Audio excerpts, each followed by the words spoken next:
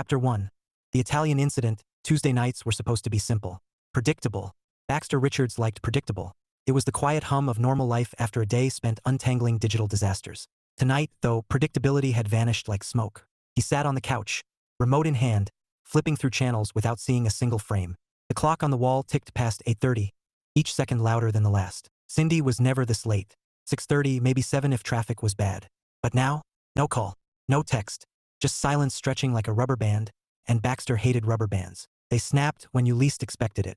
He tried calling once, straight to voicemail, texted twice, nothing. By the time the door finally opened, Baxter had rehearsed 3 different explanations: car trouble, late meeting, maybe a detour to the store. What he hadn't rehearsed was the sight of Cindy breezing in like sunshine, smiling as if she hadn't disappeared for hours. "Hey you," she said, dropping her bag on the console table. "How was your day?" Baxter blinked at her, his voice steady but cool. "Fine. I was waiting for you so we could figure out dinner." Her smile faltered. "Oh, about that." She tucked a strand of hair behind her ear, looking sheepish. "I already ate." He stared. "You ate?" "Yeah." She hesitated, then added, "I went to dinner with someone from work." The words landed like stones. Baxter set the remote down slowly. "Someone? Dan?" she said, casual as a shrug. "He's new. We went to that Italian place downtown." Baxter felt something inside him shift. Not loudly, not dramatically, but with the quiet precision of a man who'd spent years trusting someone without question. He stood, calm but sharp-edged. "You went to dinner with a guy I've never met, at a restaurant we've gone to together, and you didn't think to mention it." Her brows knitted. "It wasn't romantic. It was just dinner." "Just dinner," Baxter echoed, his tone flat. "Right?" He pulled out his phone, thumb hovering over his contacts. Cindy's voice wavered. "What are you doing?" He scrolled, found the name he wanted, and hit call. "Hey," he said when the line picked up, his tone bright and cheery. "I'm heading to that Italian place downtown. Want to join me?" There was a pause, then a surprised laugh. Sure. Great. See you in 20." He hung up, slid his phone into his pocket, and grabbed his coat. "Baxter." Cindy's voice rose, panic threading through it. "What are you?" "I'm going to dinner," he said evenly, opening the door. "I'll be back later." And then he was gone. Cindy stood in the middle of the apartment, her pulse pounding like a drumline. She hadn't thought dinner with Dan was a big deal. They talked about work, laughed about office politics, shared a plate of bruschetta. Innocent, harmless, until Baxter walked out the door to do the exact same thing with another woman. The irony burned like acid. She grabbed her keys and drove to her parents' house, hoping for comfort, maybe a little validation. What she got instead were truth bombs, delivered with surgical precision. Her father listened, arms crossed, expression carved from granite. When she finished, he asked one question. "Why did you think it was okay to go out with another man when you're engaged?" "It wasn't like that," Cindy protested. "We were talking about work." Her dad snorted. "Were you getting paid while you were at dinner?" "No, but..." "Did you talk about anything other than work?" "Yes, but..." "Then it wasn't just work." Cindy's frustration bubbled. "Dad, it was nothing." He laughed short and sharp. "You really believe that, don't you?" "Yes." "Then answer me this," he said, leaning forward. "If it was nothing, why are you here panicking that you might have blown up your relationship?" Cindy opened her mouth, but no words came. Her father's voice dropped into that tone, the one that ended arguments. "You can call it whatever you want, but the person you need to convince isn't me. It's Baxter." She sagged against the chair, defeated. "How?" He shrugged. "No idea. The thought of going out with another woman while married to your mom never came up. But answer me this. How do you think your mother would react if I did what you did?" Cindy didn't need to answer. She knew. Her mom would have tossed him out before dessert. She buried her face in her hands. She loved Baxter. She wanted the life they'd built. The shared playlists, the lazy Sundays, the way he always saved her the last slice of pizza. And now, because of one careless choice, all of that felt like it was teetering on the edge of a cliff. Chapter 2. Dinner with no strings.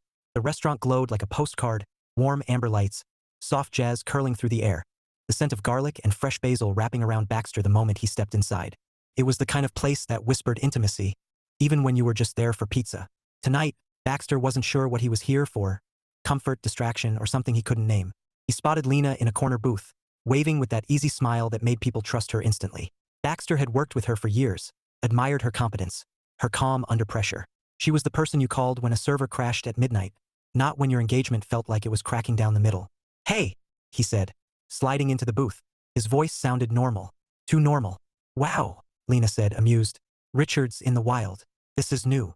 He managed a faint smile. "Figured I'd try something different." "Different as in dinner with me?" Her tone was teasing, but her eyes were curious. "Not that I'm complaining. but you've never asked me out before. It's not. Baxter stopped, choosing his words carefully. It's not like that. Okay, Lena said easily, leaning back. Then what's it like? He didn't answer. Not yet. The waiter appeared, and they ordered pizza for him, pasta for her. Baxter stared at the menu longer than necessary, as if marinara sauce could solve existential crises. When the waiter left, Lena tilted her head. You look like a man carrying a boulder. Want to tell me why? Baxter exhaled slowly, his fingers tracing the condensation on his water glass. Cindy went to dinner tonight. Lena blinked. And that's a problem because? With a guy, Baxter said, his voice flat. Someone from her office, at this exact restaurant. Lena's brows lifted. Ouch. Yeah, Baxter said, his jaw tight. No call, no text, just walked in after 8:30 like it was nothing. Lena studied him for a moment, then said gently, So you called me? He nodded once. I didn't want to sit at home wondering why it didn't bother her. Does it bother you? Lena asked, her tone soft but steady. Baxter laughed under his breath, a sound with no humor in it. What do you think? Lena didn't push. She just smiled faintly and said, For what it's worth, I'm glad you called. You're good company. He tried to smile back, but it felt like wearing someone else's shoes. Awkward, ill-fitting. The food arrived, and they ate in silence for a while. Lena told a story about a client who thought their password was secure because it was password 123. Baxter chuckled, but the sound was hollow. His phone buzzed on the table. Cindy, again. He flipped it face down. Back at the apartment, Cindy sat curled on the couch, her phone clutched like a lifeline. She'd texted Baxter 6 times, called twice. Nothing. The silence was worse than anger. It was a void, and she was falling through it. She thought about driving to the restaurant, barging in, demanding he come home. But what would that fix? A public scene? More damage? No. She needed a plan, a way to make him understand that dinner with Dan wasn't betrayal. Except, was it? Her father's voice echoed in her head. If it was harmless, why are you panicking? She pressed her palms to her eyes, fighting tears. She loved Baxter. She wanted the life they'd built, the quiet mornings, the shared playlists, the way he always saved her the last slice of pizza. And now, because of one careless choice, all of that felt like it was slipping through her fingers. When Baxter finally walked through the door, it was nearly 10. Cindy shot up from the couch, her heart pounding. He looked calm. Too calm. That was worse than fury. Baxter, she said, her voice trembling. Can we? I'm tired, he said simply, hanging his coat. Not tonight. She stared at him, words choking in her throat. He didn't glance back as he walked down the hall, his footsteps steady, unhurried. The bedroom door clicked shut, and Cindy felt the sound like a gunshot. She sank onto the couch, her chest tight, her mind screaming. She'd wanted to explain, to fix this before it spiraled. But now it felt like the spiral had already begun, and she had no idea how to stop it. Chapter 3. The fallout. The apartment felt like a museum after closing, silent, sterile, and full of things that used to feel alive. Baxter stood at the kitchen counter, rinsing out a coffee mug he didn't need, just to keep his hands busy. Cindy hovered near the doorway, clutching the edge of the frame like it was the only thing holding her upright. He didn't look at her. Not yet. If he did, he wasn't sure what would come out of his mouth. Baxter, she said softly, her voice threading through the quiet. I didn't mean for this to happen. He set the mug down with deliberate care, the sound of ceramic against granite sharp in the stillness. You didn't mean for what to happen? For you to feel like this, she said, stepping into the kitchen. Like I betrayed you. He turned then, slow and measured, his expression unreadable. You didn't think I'd care? Her breath caught. I thought. She stopped, fumbling for words. I thought it was harmless. Harmless, he repeated, tasting the word like it was foreign. So disappearing for hours without a word is harmless now? Her cheeks flushed. I wasn't disappearing. I was at dinner. With a man I've never heard of, Baxter said, his tone even but edged. At a place we've gone to together. Cindy's stomach twisted. It wasn't like that. Then what was it like? His voice didn't rise, but the weight of it pressed down on her like a stone. She opened her mouth, closed it, opened it again. It was casual. Work talk. That's all. Baxter studied her for a long moment, then shook his head slowly, as if trying to dislodge something he didn't want to believe. You know what's funny? He said, almost to himself. I spent 5 years thinking we were on the same page. Turns out we're not even in the same book. The words hit harder than any shout could have. Cindy felt her throat tighten, her eyes sting. Baxter, please? He held up a hand, stopping her cold. I need space. She froze. Space. He nodded once, already moving toward the hallway. Don't follow me. And then he was gone, into the bedroom, the door clicking shut with quiet finality. Cindy stood in the kitchen, the hum of the refrigerator suddenly deafening. She wanted to scream, cry, rewind the night and make a different choice. Instead, she sank into a chair, staring at the dark window, her reflection fractured by city lights. She thought about calling him back, forcing the conversation, but something told her that would only make things worse. Baxter wasn't a man who needed noise, he needed time. And right now, time felt like the enemy.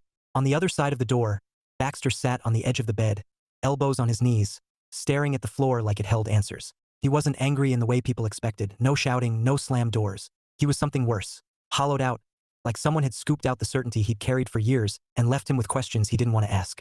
Was he overreacting? Was this what normal couples fought about? Or was this the first crack in something he thought was unbreakable? He rubbed his face, exhaustion settling in like fog. He didn't want to punish Cindy. He didn't want revenge. He just wanted to understand why the woman he trusted most had made a choice that felt so careless. Hours later, Cindy crept into the bedroom. Baxter was lying on top of the covers, fully dressed, staring at the ceiling. She hesitated in the doorway, then whispered, "Can I sit?" He didn't answer, but he didn't tell her to leave either. She perched on the edge of the bed, her hands clasped so tightly her knuckles ached. "I love you," she said, her voice barely audible. "That hasn't changed." Baxter turned his head, his eyes tired but sharp. "Then why does everything else feel like it has?" The question hung between them, heavy and unanswerable. Cindy opened her mouth, but no words came, and for the first time in 5 years, silence felt like the loudest thing in the room. Chapter 4. Friends weigh in. By Wednesday evening, the apartment felt like a Cold War zone. Baxter and Cindy moved around each other like diplomats avoiding eye contact, speaking only when necessary. "Do you need the charger? I'll take the trash out." Every word was stripped of warmth, like someone had drained the color from their voices. Cindy couldn't take it anymore. She needed perspective. Someone who wasn't her father with his granite logic or her mother with her sympathetic sighs. She needed her best friend. Someone who would tell her she wasn't a monster for eating pasta with Dan. So she called Marissa. Marissa answered on the second ring, her voice bright and bubbly. "Cindy, how's my favorite bride-to-be?" Cindy winced. "Complicated." "Oh no," Marissa said, instantly serious. "Talk to me." Cindy spilled everything. The late dinner, Baxter's reaction, the silent treatment that followed. When she finished, Marissa let out a low whistle. "Okay," Marissa said. "First of all, you're not a villain. You didn't cheat. You had dinner." "Thank you," Cindy breathed, relief washing over her. "But," Marissa added, and Cindy's stomach dropped, "you also didn't use common sense." Cindy groaned. "Marissa, I'm serious," Marissa said. "You're engaged. You don't vanish for hours with a guy Baxter's never heard of and then waltz in like nothing happened. That's rookie-level bad optics." Cindy buried her face in her hands. "I know. Look," Marissa said, her tone softening. "You love Baxter, right? More than anything. Then fix it. Apologize. Grovel if you have to. And maybe don't have dinner with Dan ever again." Cindy nodded, even though Marissa couldn't see her. "You're right. Of course I'm right," Marissa said cheerfully. "Now go remind Baxter why he proposed in the first place. And maybe wear that blue dress he likes." Cindy laughed weakly. "You think a dress is going to fix this?" "No," Marissa said, "but it won't hurt." Across town, Baxter sat in a dimly lit bar nursing a beer with his oldest friend, Nate, a guy who believed every problem could be solved with either sarcasm or a second round. "So let me get this straight," Nate said, leaning back in his chair. "She went to dinner with some dude. You went to dinner with Lena. And now you're both sulking like teenagers." Baxter frowned. "I'm not sulking." "You're absolutely sulking," Nate said, grinning. "And honestly, I'm impressed. You've managed to turn a minor misunderstanding into a full-blown soap opera." Baxter shot him a look. "It's not minor." "Sure," Nate said, shrugging. "But it's also not the apocalypse. She didn't cheat. She didn't run off to Vegas. She had dinner. At a romantic restaurant," Baxter muttered. Nate snorted. "Buddy, every restaurant with candles looks romantic if you're insecure enough." Baxter stiffened. "I'm not insecure." "Of course not," Nate said, smirking. "That's why you called Lena instead of, I don't know, talking to Cindy like an adult." Baxter glared at his beer. "I needed space." "You needed drama," Nate corrected. "And you got it. Congrats." Baxter sighed, rubbing his temples. I don't get why she didn't tell me." "Because she didn't think it mattered," Nate said simply. "Which means she's either naive or she trusts you so much she didn't see the problem." Baxter stared at him. "That's supposed to make me feel better?" "Depends," Nate said, grinning. "Do you want to feel better or do you want to win?" "It's not about winning, Nate. It's about respect. You know damn well if I had gone out on a date with a woman she doesn't know, we'd be having a different conversation." Nate shrugged. "I know. I just don't want you blowing up your life over something that's probably innocent." "I'm not blowing up anything. I'm trying to decide if I can trust the woman I plan to promise my life to." He didn't know, and that was the problem. By the time Baxter got home, Cindy was already in bed, staring at the ceiling like it held instructions for repairing broken trust. He paused in the doorway, watching her for a moment, then turned away without a word. Neither of them slept well that night. Chapter 5. The Office Buzz. By Thursday morning, Cindy had convinced herself things couldn't get worse. She was wrong. The law firm's office was its usual hive of activity. Phones ringing, printers humming, paralegals darting between desks like caffeinated bees. Cindy walked in with her head down, hoping to blend into the wallpaper. No such luck. "Morning, Cindy," chirped Kelly from 2 cubicles over, her voice dripping with curiosity. "Big night out." Cindy froze. "What?" Kelly grinned like a cat with cream. "Dan mentioned you two had dinner. Fancy place downtown, right?" Cindy's stomach dropped. "It wasn't." She stopped, realizing half the office was now listening. "It was just work talk." Kelly's eyebrows shot up. "At an Italian restaurant with candles?" Cindy forced a laugh that sounded like a dying engine. "We were discussing case files." "Sure," Kelly said, smirking. "Over wine." Cindy wanted to crawl under her desk and live there forever. Instead, she muttered something about deadlines and fled to the break room, where she stared at the coffee machine like it held the meaning of life. She was still trying to breathe when Dan strolled in, casual as a summer breeze. "Hey, Cindy," he said, flashing that easy smile. "Last night was fun. We should do it again." Cindy's pulse spiked. Maybe," she said, her voice strangled. "Busy week." Dan shrugged, unfazed. "You know where to find me." As he walked out, Cindy gripped the counter so hard her knuckles turned white. "Never again," she vowed. "Not if my life depends on it." Across town, Baxter was having his own version of hell. He'd barely logged in when Lena appeared at his cubicle, leaning against the partition with a grin that was equal parts amused and dangerous. "So," she said, drawing out the word like taffy, "you and I are the talk of the office." Baxter blinked. "What?" "Apparently," Lena said, her eyes sparkling. "Half the team thinks we're dating now." Baxter stared at her. "Why?" "Because," Lena said, smirking, "you invited me to dinner at the most romantic spot downtown, and then you paid." Baxter groaned, dragging a hand down his face. "It wasn't a date." "Try telling that to the rumor mill," Lena said cheerfully.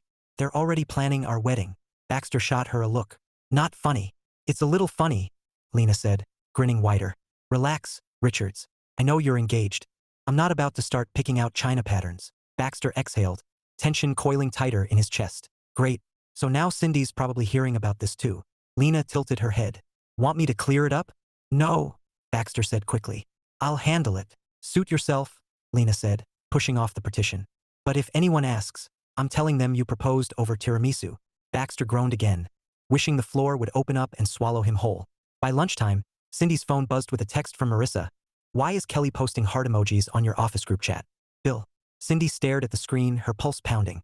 She typed back, "Long story. We'll call later." She didn't call. She couldn't. Not yet. Because right now, she had bigger problems, like figuring out how to stop this runaway train before it crashed straight into her wedding plans. That evening, Baxter walked into the apartment, his expression carved from stone. Cindy looked up from the couch, her heart thudding. "Baxter," she said carefully, "we need to talk."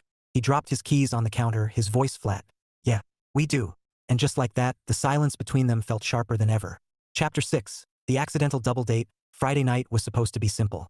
Baxter had agreed to grab dinner with Nate, neutral territory, no drama, just beer and bad jokes. Cindy, desperate for distraction, had let Marissa drag her out for girl time. Neither of them knew they were about to walk straight into a sitcom. The restaurant was buzzing, every table packed with couples and clusters of friends. Baxter followed the hostess through the maze of tables, Nate trailing behind, already cracking jokes about Baxter's brooding hero vibe.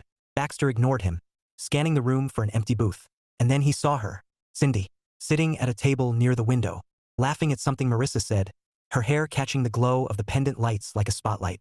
Baxter froze mid-step, his stomach dropping like a stone. "Oh," Nate murmured, grinning. Plot twist. Baxter's jaw tightened. Of all the places, the hostess smiled obliviously. "Right this way." Baxter followed, his pulse pounding, until they landed at a table directly across from Cindy's. Perfect. Just perfect. Cindy spotted him seconds later. Her laughter died in her throat, replaced by a sharp inhale. Marissa turned, eyes widening. Oh wow, that's him, isn't it?" Cindy nodded, her heart thudding like a drumline. "That's him. And that's not Lena," Marissa whispered, eyeing Nate. "No," Cindy said, her voice strangled. "That's his best friend." Marissa grinned like she'd just been handed front row tickets to chaos. "This is going to be fun." "Marissa," Cindy hissed. "This is not fun." "Oh, honey," Marissa said, leaning back with a wicked smile. "It's hilarious." The first 10 minutes were a masterclass in awkward silence. Baxter pretended to study the menu like it was a classified document. Cindy sipped her water like it was a lifeline. Nate, of course, thrived in the tension. So, Nate said loudly, glancing between the two tables. Small world, huh? Cindy shot him a look that could curdle milk. Marissa, on the other hand, was enjoying herself far too much. Small world, she echoed sweetly. Almost like fate. Baxter didn't rise to the bait. He kept his eyes on the menu. His jaw clenched so tight it could crack granite. Cindy wanted to say something, anything, but every word felt like a landmine. Finally, Nate broke the silence again. So, Baxter, you gonna tell me why you look like you're about to hack the Pentagon from a dinner table? Baxter's eyes flicked up, sharp as a blade. Drop it. Nate grinned. Touchy. Marissa leaned toward Cindy, whispering just loud enough for Baxter to hear. You know, if you two want to hash this out, we can give you the table. Cindy flushed crimson. Baxter's grip on his fork tightened. The food arrived, and for a brief, blessed moment, everyone focused on eating. But the peace didn't last. Nate, apparently allergic to silence, launched into a story about Baxter's college days, something involving a broken vending machine and a very angry janitor. Cindy laughed despite herself, the sound slipping out before she could stop it. Baxter looked up at the sound, his eyes locking on hers. For a heartbeat, the tension cracked, just a hairline fracture, but enough for something softer to seep through. Cindy felt it too, a flicker of what they used to be before this mess. Then Marissa ruined it. So, she said brightly, anyone want dessert? I hear the tiramisu is romantic. Baxter's jaw snapped shut. Cindy groaned. Nate nearly choked on his beer laughing. By the time the check came, Baxter was ready to set the building on fire just to escape. He stood, tossing his card on the tray, and muttered, "Let's go," to Nate. Cindy watched him walk out, her chest tight, her mind screaming 1,000 things she couldn't say. Marissa squeezed her hand. Well, she said cheerfully, that was educational. Cindy stared at the door Baxter had just walked through, her heart sinking. It was a disaster. Marissa shrugged. Disasters make great stories. You'll laugh about this someday. Cindy wasn't laughing. Not even close. Outside, Baxter climbed into Nate's car, his silence heavy. Nate glanced at him, smirking. You know, if this were a movie, that would have been the turning point. Baxter stared out the window, his voice low. Feels more like the point of no return. Chapter 7. The intervention, Saturday afternoon. Cindy walked into her parents' house like a soldier returning from battle, exhausted, defeated, and bracing for more fire. She'd barely kicked off her shoes when her mother appeared, armed with a tray of cookies and a look that said spill everything. Sweetheart, her mom said, ushering her into the kitchen. You look pale. Sit. Eat. Cindy sat, but the cookies didn't help. Nothing could help. Not when Baxter hadn't spoken more than 5 words to her since the restaurant fiasco. She tried texting him that morning. Can we talk? His reply, later. Later felt like a death sentence. Her father entered, newspaper tucked under his arm, and gave her a look that could slice steel. So, he said, settling into a chair. You fixed it yet? Cindy groaned. Dad, please. I'm just asking, he said, shrugging. Because if you haven't, you're running out of time. September's coming fast. Her mother shot him a glare. Harold. What? He said innocently. I'm being practical. Cindy buried her face in her hands. I don't know what to do. Her mother patted her arm. You apologize. You explain. You remind him why he loves you. Her father snorted. Or you stop going on dates with other men. Dad. Cindy snapped, her cheeks flaming. He held up his hands. Hey, I'm just saying what everyone's thinking. Before Cindy could retort, the doorbell rang. Her mother brightened. Oh good, they're here. They? Cindy repeated, dread curling in her stomach. The answer came when the door opened and Baxter walked in. He looked composed. Too composed. Behind him was his mother. Smiling like this was a family reunion instead of a hostage negotiation. Nate trailed in last, grinning like he'd been promised front row seats to chaos. Cindy shot to her feet. What is this? An intervention, her mother said cheerfully, setting down another tray of cookies. You two need to talk, and you're not doing it on your own. Baxter's jaw tightened. Mom, don't mom me, she said, wagging a finger. You're both acting like stubborn teenagers. Sit. Cindy stared at her parents, then at Baxter's mother, then at Nate, who was already making himself comfortable with a cookie. This is insane. Insane, Nate agreed, grinning. But entertaining. Baxter sighed, dropping into a chair across from Cindy. His mother sat beside him, her expression warm but firm. Honey, she said, you love each other. Don't throw that away over something fixable. Cindy swallowed hard. I didn't mean to hurt him. Baxter's eyes flicked up, sharp but tired. You did. Her father cleared his throat. And you, he said, pointing at Baxter. Calling another woman for dinner? Not your finest moment. Baxter stiffened. I wasn't. Don't bother, Nate said, smirking. We all know what that looked like. The room erupted into overlapping voices, parents offering advice, Nate cracking jokes, Cindy trying to explain, Baxter trying not to explode. It was chaos, pure and unfiltered, until Cindy finally slammed her hands on the table. "Enough," she said, her voice shaking. "This is between me and Baxter. Not you. Not anyone else." Silence fell like a curtain. Baxter stared at her, something flickering in his eyes. Anger, yes, but also something softer. Something that looked like hope. "Then talk," his mother said gently. "We'll give you space." She herded the others out, leaving Cindy and Baxter alone in the kitchen, the air thick with everything unsaid. Cindy took a breath, her hands trembling. "I love you," she said quietly. "That hasn't changed." Baxter's jaw worked, his voice low. "Then why does it feel like everything else has?" The question hung between them, heavy and sharp. Cindy opened her mouth, but no words came, and for the second time that week, silence felt louder than any argument. Chapter 8. The big talk. The kitchen felt like neutral ground. Quiet, tense, and stripped of the chaos their families had left behind. Cindy stood near the counter, her fingers tracing the edge of a placemat as if it could anchor her. Baxter leaned against the opposite wall, arms folded, his expression unreadable. For a long moment, neither spoke. The hum of the refrigerator filled the silence like static. Cindy drew a breath. "I've been replaying everything," she said softly, "trying to figure out how I made something so small feel so big." Baxter's gaze didn't waver. "It wasn't small to me." She nodded, her throat tight. "I see that now." He pushed off the wall, moving closer but not enough to bridge the gap. "You've never blindsided me before. That's what hit hardest." Cindy swallowed hard. "I wasn't hiding it. I just didn't think it mattered. That's the part one can't wrap my head around," Baxter said, his voice low. "How could it not matter?" Her hands curled into fists at her sides. "Because I trusted us," she said, her voice trembling. "I thought we were solid enough that a dinner wouldn't shake anything." His jaw tightened. "It did."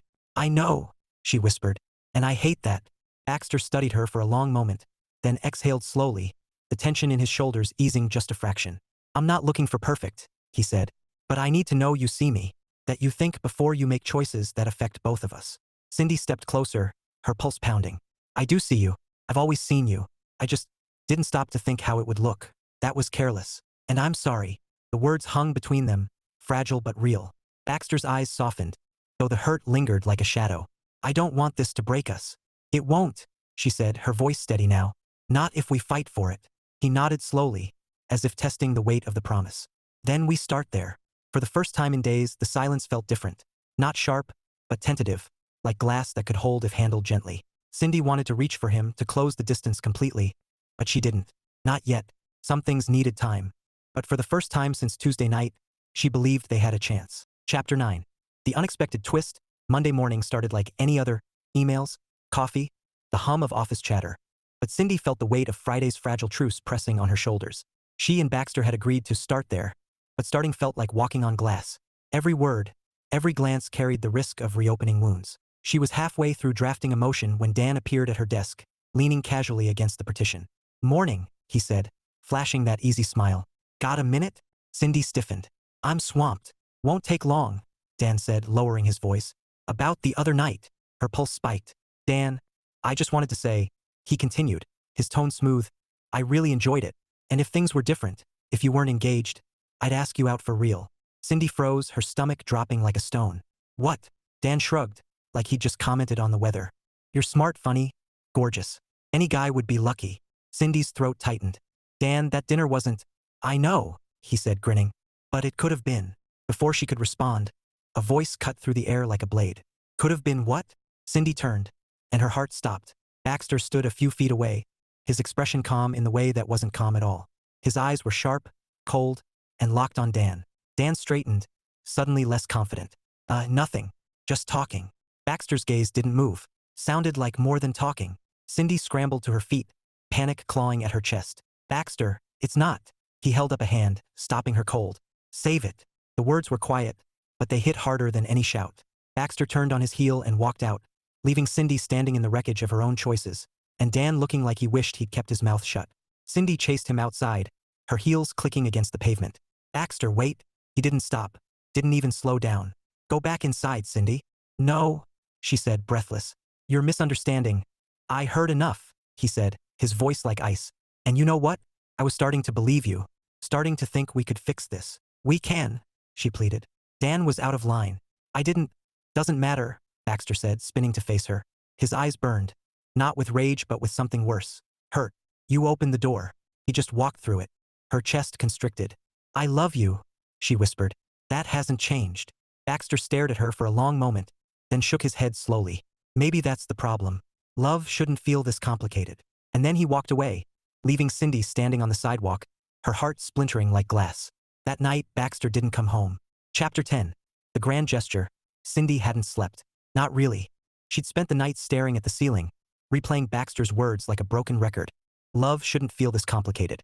Every syllable carved deeper into her chest. By morning, she had a plan. A desperate, ridiculous, absolutely necessary plan. She was going to remind Baxter why he loved her. Why 5 years together mattered. Why one mistake didn't erase everything they'd built. And she was going to do it big because subtlety had clearly failed. Marissa was the first to hear the idea. You're insane, she said, sipping her latte. Romantic, but insane. I don't care, Cindy said, pacing her living room. I'm not losing him. Marissa grinned. Then let's make it epic. By noon, Cindy was knee-deep in logistics. She booked Baxter's favorite rooftop restaurant, ordered the exact wine they'd shared on their first anniversary, and arranged for a string quartet because apparently desperation sounded like violins. She even wrote a speech, a raw, messy, heartfelt confession scribbled on the back of a legal pad. It wasn't perfect, but it was honest. And that had to count for something. The only problem? Timing. Baxter was still avoiding her calls, still silent, which meant Cindy had to improvise. At 6 o'clock sharp, she marched into his office building like a woman on a mission. Heels clicking, heart pounding, clutching a bouquet of sunflowers because roses felt too cliché. The receptionist blinked at her. Can I help you?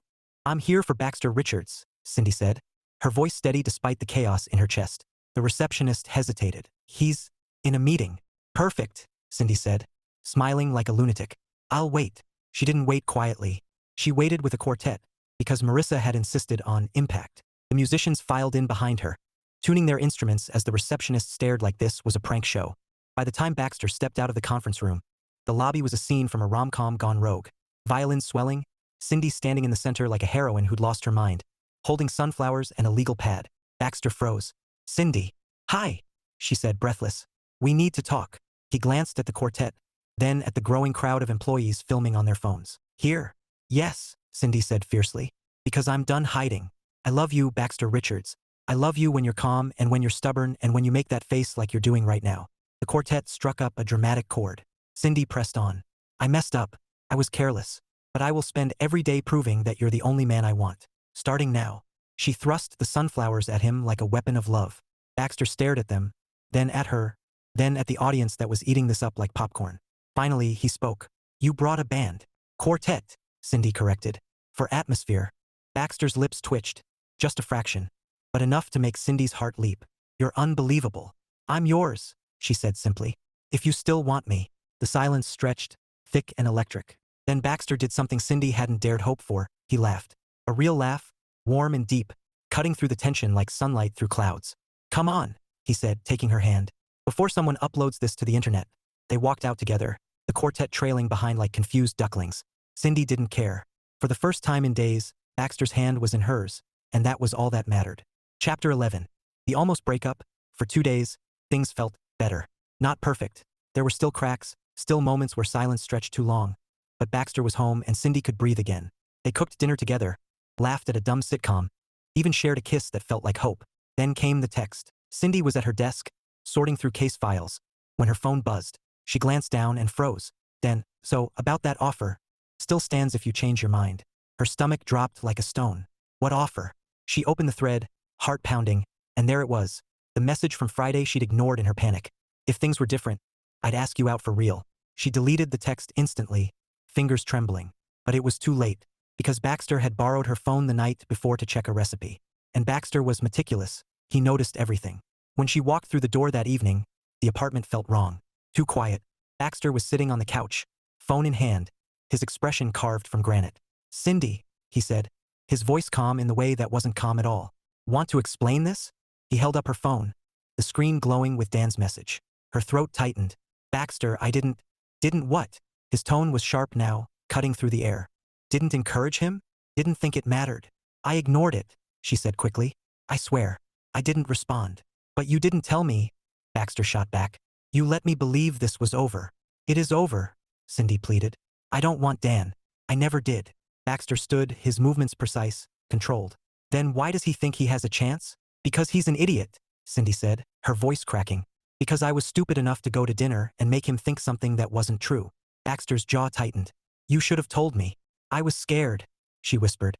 Scared you'd think it meant something. He stared at her for a long moment, his silence louder than any argument. Then he said quietly, I don't know if I can do this. The words hit like a punch. Cindy felt her knees weaken. Don't say that. I'm tired, Baxter said, his voice low. Tired of wondering. Tired of feeling like I'm competing when I shouldn't have to. You're not competing, Cindy said fiercely. You're the only one I want. His eyes burned. Not with anger but with something worse. Hurt. Then why does it feel like I'm losing? Cindy stepped forward, her hands trembling. Because I messed up. Because I didn't think. But I will spend every day proving that you're the only man I love. Baxter looked at her, his expression unreadable. Then he turned away, his voice quiet but final. I need air. The door closed behind him, and Cindy sank to the floor, her chest splintering like glass. For the first time, she wondered if love might not be enough. Chapter 12. The resolution. The night stretched long and merciless.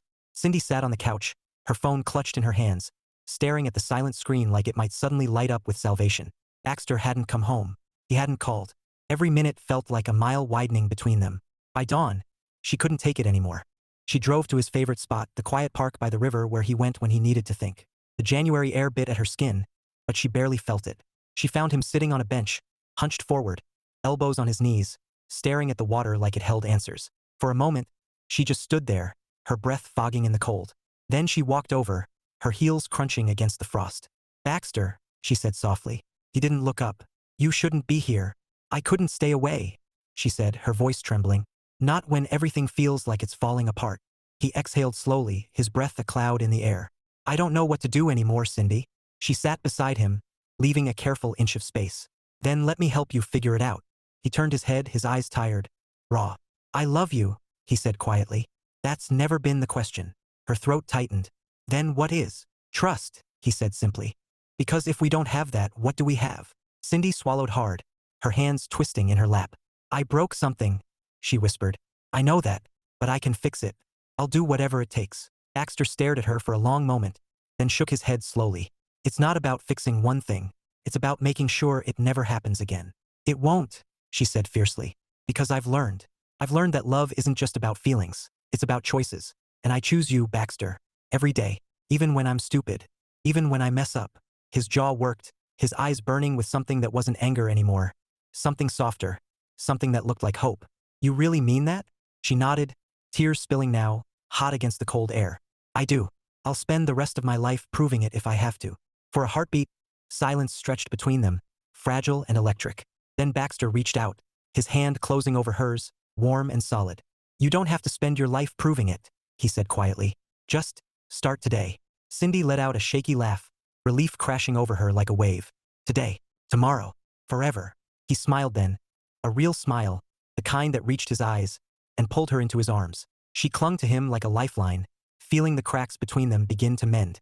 They sat there for a long time, the river whispering beside them, the cold forgotten. It wasn't perfect, it wasn't easy, but it was theirs. And for the first time in days, Cindy believed that was enough. Chapter 13. Epilogue. The September wedding. The September sun was generous but gentle, casting a golden glow over the garden where rows of white chairs lined up like soldiers awaiting orders. Strings of fairy lights draped across the trellis, and the scent of roses mingled with the faint aroma of catered hors d'oeuvres. It was simple, just as they'd planned, friends, family, and a few coworkers. Nothing extravagant, nothing loud. Just love, laughter, and the occasional chaos that seemed to follow them everywhere. Cindy stood in the bridal suite, smoothing the satin of her dress with trembling hands. Marissa hovered behind her, adjusting the veil like a general preparing for battle. You look stunning, Marissa said, grinning. Like a woman who survived a rom-com plot twist. Cindy laughed, the sound light and real. Feels like one. Ready to marry the guy who almost walked out on you? Marissa teased. Ready to marry the guy who didn't? Cindy said softly, her chest warm with certainty. Outside, Baxter was pacing near the altar, tugging at his tie like it had personally wronged him. Nate lounged in a chair nearby, sipping champagne with the smugness of a man who'd predicted this ending all along. Relax, Nate said. You look like you're about to testify in court. Baxter shot him a look. I'm fine. You're sweating, Nate pointed out. It's warm, Baxter muttered. It's 70 degrees, Nate said, grinning. Face it, Richards. You're nervous, Baxter exhaled, scanning the crowd. his mother chatting with Cindy's parents, Lena laughing with a group of coworkers, the quartet tuning their instruments because apparently Cindy had insisted on continuity. He smiled despite himself. Of course she had. When Cindy appeared at the end of the aisle, Baxter forgot how to breathe. Everything else, the chairs, the flowers, the murmuring crowd, blurred into nothing. There was only her, walking toward him with a smile that could undo every knot in his chest. She reached him, her hand slipping into his, warm and steady. "Hi," she whispered. "Hi," he whispered back, his throat tight. The officiant cleared his throat, launching into the ceremony, but Baxter barely heard the words. His mind was full of everything they'd survived. The fights, the silence, the laughter that had stitched them back together. Love wasn't perfect. It wasn't easy, but it was theirs. When the time came for vows, Cindy spoke first, her voice trembling but sure. "I promise to never take us for granted, to think before I act, to choose you. Every day, even when life gets messy." Baxter smiled, his chest aching in the best way. "I promise to trust you, to fight for us, even when it's hard, and to never let a misunderstanding come between us again." The officiant pronounced them husband and wife, and Baxter kissed her like a man who'd walked through fire and found his way home. Later, as the sun dipped low and laughter spilled across the garden, Marissa raised a glass. "To Cindy and Baxter," she said, grinning. "May your life together be less dramatic than your engagement." Nate snorted. "Not a chance." Everyone laughed, and Cindy leaned into Baxter's shoulder, her heart full. They'd stumbled. They'd nearly fallen apart. But in the end, they'd chosen each other, and that was everything.